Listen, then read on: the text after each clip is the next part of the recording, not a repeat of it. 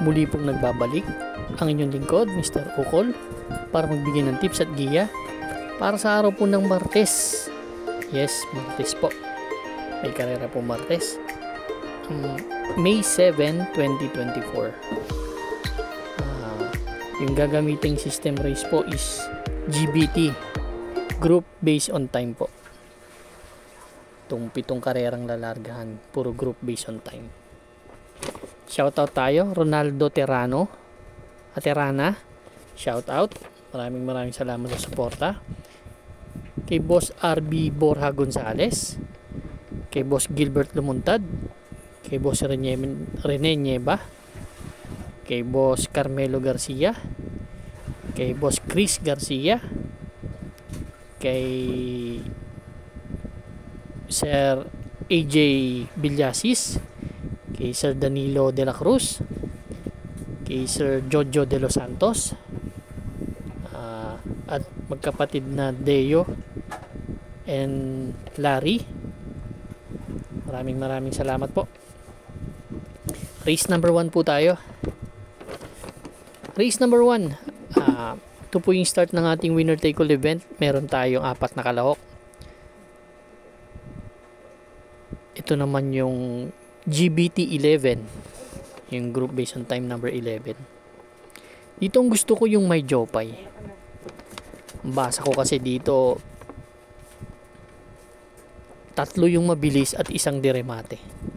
So kapag maglulutyahan sila, so magbe-benefit dito yung number 2, si may Jopay. Tingin ko Doña Chicha yung ganun ang pwesto, hindi niya ibigay yung balya, di lutyahan sila.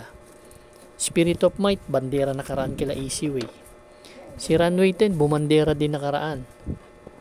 Kaya tingin ko sa 3 kabayo na to, wala makakabuo ng nakapigil ba. Kaya ako susuluhin ko po number 2. Kasi yun ang basa ko. Susuluhin ko po number 2. Kasi huling takbo niyan, segundo yan kay Mythic Leila. 128.6 from Ed Giguera to si A. Reyes na. Andun din si Runway 10. Lutyahan kasi yun ni Lapping Tiger. Grand Laughter pala. Kaya susuluhin ko po number 2, may Jopay. Good luck po. Race number 2 na po tayo, bayang karerista. Ito po yung ating Pick 6 event, covers races 2 to 7. GBT number 18. Meron tayong 4 na kalahok ulit sa distansya for 1,400 meters. Dito ang first choice ko, number 1, Dejado ulit. Dejado. Number 1, si Red Hawk. Si Red Hawk kasi medyo recently lang gumaganda na yung yung condition nito. Sumigundo to sa rating base 6 to 10 split points noong nakaraan. Kaya tingin ko laking chance ang manalo nito. Sumigundo rin to kay Real Fair si Red Hawk. Dito basa ko rin 3 diremati na, 3 di bandera na naman to. Tenteng Enteng Don Damiano, Star of the Future. Pero Star of the Future pinareremate. Pero kung ganun magbabakbaka na naman sila, doon ulit ako sa deremate. Yan ang first choice ko. Second choice ko yung number 4, si Star of the Future. Ang huling takbo nito kay Professor Jones, segundo dumating, nagtala ng 131.2 sa 1,400 meters. Medyo nakabuo kasi ng air si Professor Jones dun napabayaan kaya pag check niya meron pa yung Professor Jones. Pero mahusay din tong kabayo na to. Kaya race number 2 ang first choice, number 1 Red Hawk. Second choice number 4 Star of the Future. Good luck po. Race number 3 na po tayo, bayang karerista. Pick 5 event, covers races 3 to 7. Dito naman GBT number 15, 1,400 meters, 4 na kalahok. First choice ko po number 3, si Asik Asik Falls. Si Asik Asik Falls naman, galing to sa panalo last April 26. Medyo magaling ang tinalo nito, si Caraga Wonder.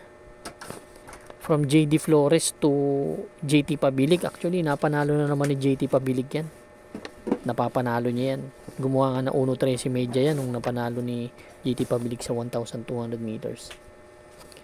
Second choice ko yung number 2, si Animo Lasal. Si Animo Lasal naman galing sa segundo naman to.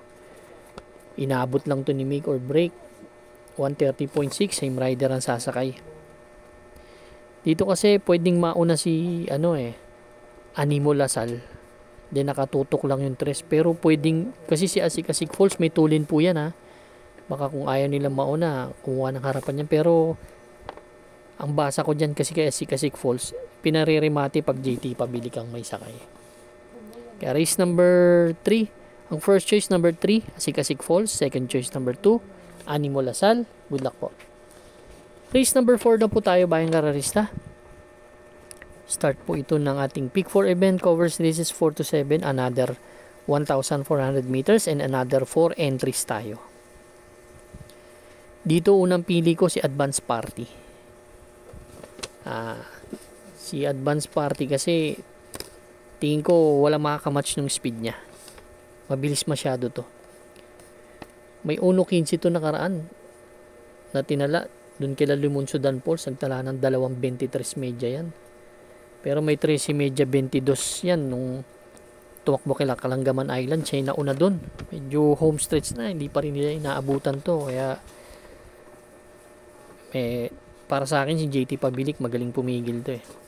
Baka ma-rate ng maganda, makatapos. Second choice ko yung number 2, si Professor Jones. To galing sa dalawang sunod na panalo naman to. Paumento na tong kabayo na to. Si Professor Jones naman, last May 1 lang nanalo to si Galloping Ghost, tinalo 1.15. Tapos huling tinalo ni Professor Jones, yun nga, si Star of the Future, nagtala ng 1.30 in a fraction. Dalawang sunod na panalo yung kay JB Hernandez. Kaya tingin ko pwedeng pa rin matihin eh. Kaya babandera yung 4, walang pressure. Segundo pwesto aalis yung Professor Jones.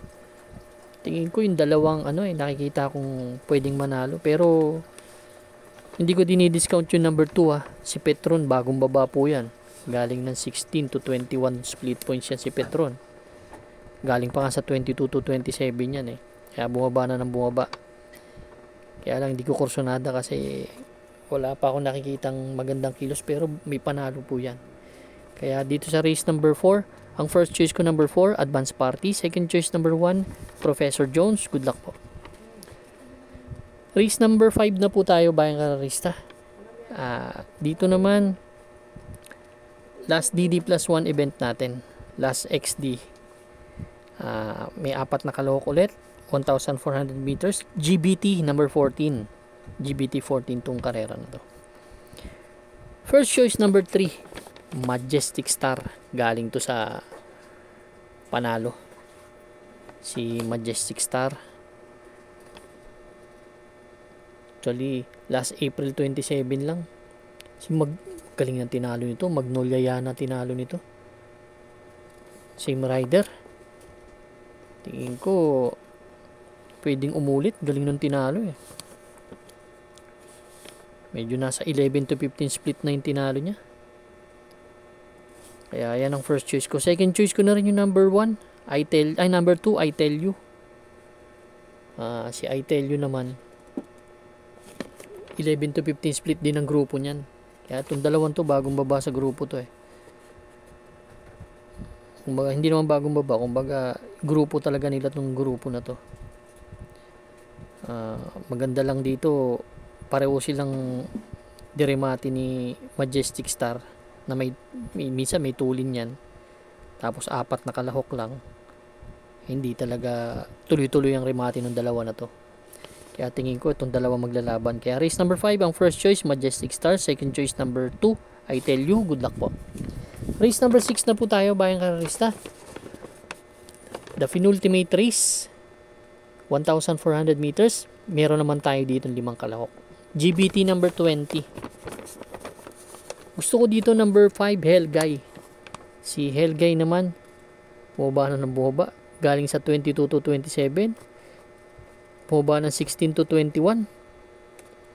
Huling takbo nito na maganda yung Kayla High Society dun sa 22 to 27. Nagtala ng 130.2 to. March 13.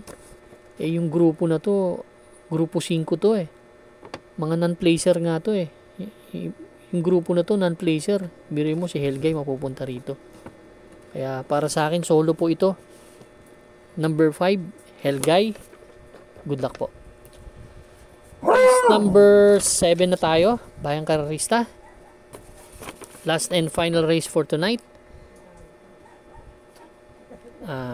Paratingan ng pick 6, pick 5, pick 4. XD and DD1. Dito meron tayong 6 na kalahok. 1,400 meters. GBT number 19 naman tong grupo na to. Sensya na kayo, lakas ng kahol. Ang first choice ko number 1 si Denderen Denden. Si Denderen Denden galing sa dalawang sunod na segundo to. Last April 27 segundo to kay Ang Bigote. Medyo nakampante to doon. 132 and a half. Last April 19 segundo rin to kay Step Bell. 130 naman ang tinala. Kung hindi malulucha may remate rin naman to. Ganda ng post position galing din ng hinete. Nakita kong pwedeng lumutya yung 5. Yung 2 may tulin din to baka magbakbakan sila. Pero yan ang first choice ko. Second choice ko na rin yung number 2 si Noble Promise. Si Noble Promise naman galing to sa 11 to 15 split points naman. Etong grupo na to 5 split ang grupo na to siya 11 to 15 kaya bagong baba talaga to. May 1.14 media to sa 1,200 meters. Kaya tingin ko ito Yamado dito. Kaya race number 7, ang first choice number 1, Denderen Denden. Second choice number 2, Noble Promise. Good luck po Bayang Karerista. Maraming salamat po. Sana po makabawi na tayo. Good luck po and stay safe.